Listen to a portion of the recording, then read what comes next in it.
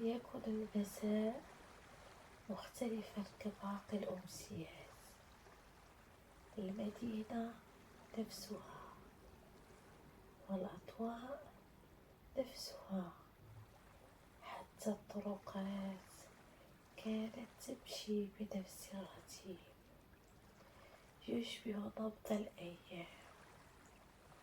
لكن بالنسبة لسارة كان هذا المساء يحمل شيئا جديدا، شيئا لم تتوقعه ولم تبحث عنه، لكن جاء إليها بهدوء مثل نسمة دافئة في ليلة باردة.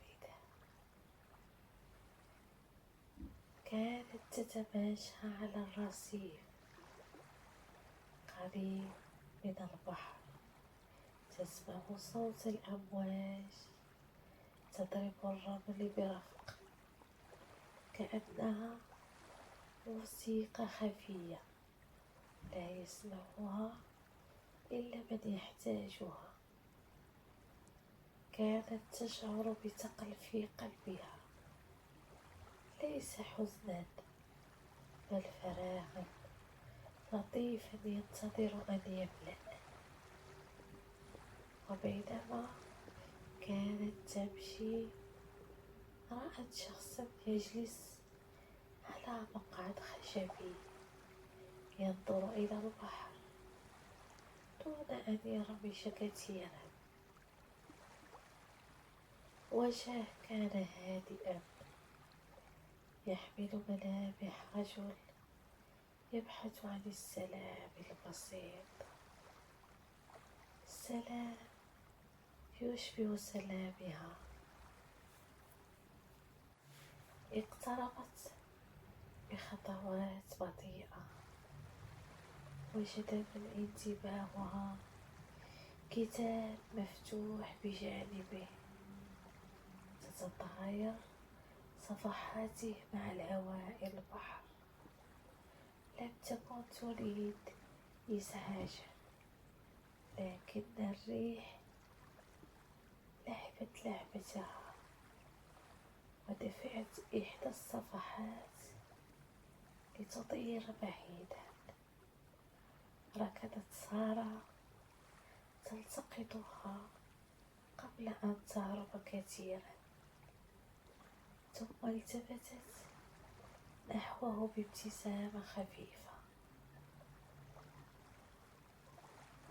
مدت له الصفحة وقالت بهدوء: أظن هذه الصفحة مهمة. رفع رأسه، ولأول مرة تلتقي عيناه بعينيها. كانت نظراته دافئة، ليست فضولية ولا مترددة، فقط صافية بشكل جميل. ابتسم قائلا: شكرا، كنت على وشك أن أفقد النهاية. جلست سارة بجانبه دون أن تخطط لذلك، كأن المكان ينتظرها. سألته: وماذا تقرأ؟ أغلق الكتاب بلطف وقال: قصة عن شخص وجد طمأنينة في لحظة التي لم يكن ينتظر فيها شيئا. ضحكت بهدوء جميل يشبه هذا البحر اليوم. مرت دقائق طويلة دون كلمات، فقط صوت الأمواج ونسيم البحر. وقلبان اللذان بدأا يجدان طريقهما إلى السكينة المشتركة. ثم قال: بصوت منخفض. أحيانا يكفي وجود شخص واحد يجعل العالم مكانا مختلفا. نظرت إليه سارة ولم تقل شيئا،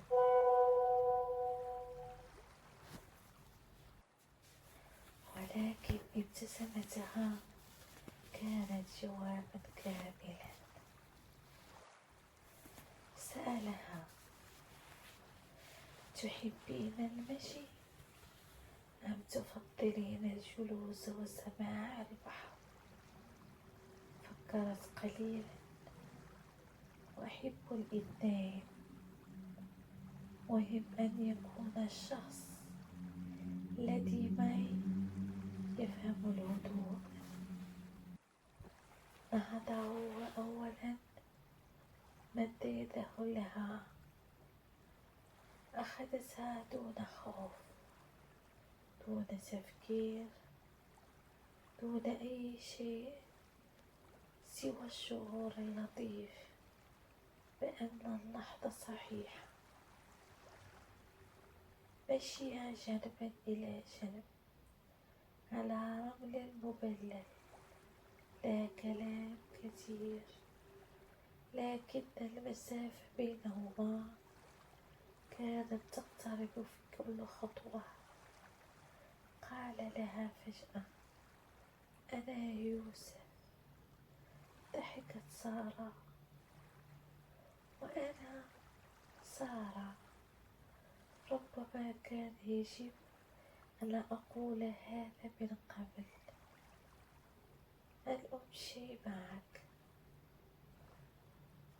رد بابتسامة عميقة: الأسماء تأتي لاحقا، المهم أن الروح ترتاح أولا. توقفا عند موجة اقتربت من أقدامهما. سمع صوتها وهي ترتطم بالرمل ثم تعود. لحظة بسيطة، لكنها حطمت شيئا عاش ينتظرها منذ مدة طويلة، شيئا يشبه بداية القصة الجميلة. رفع يوسف رأسه نحو السماء المظلمة وقال: أتعلمين، أشعر أن هذا المساء سيظل عالقا في ذاكرتي. سألت بابتسامة خجولة: بسببي؟ نظر إليها بعينين مليئتين بالطمأنينة. بسببك، وبسبب الطريقة الهادئة التي دخلت بها إلى عالمي. لم يكن هناك ضرورة لكلمات أكثر، فالقلب فهم، والليل فهم، وحتى الموج عرف أن شيئا جديدا بدأ بينهما، شيئا ناعما هادئا وسابق. وبينما واصل المشي، شعرت سارة أن يدها في يده ليست مجرد صدفة، كانت وعدا لطيفا. بداية القصة رومانسية تولد ببطء، مثل الضوء الصغير يشتغل، يكبر مع كل الخطوات، ويسكن القلب دون أن يطلب إنذارا.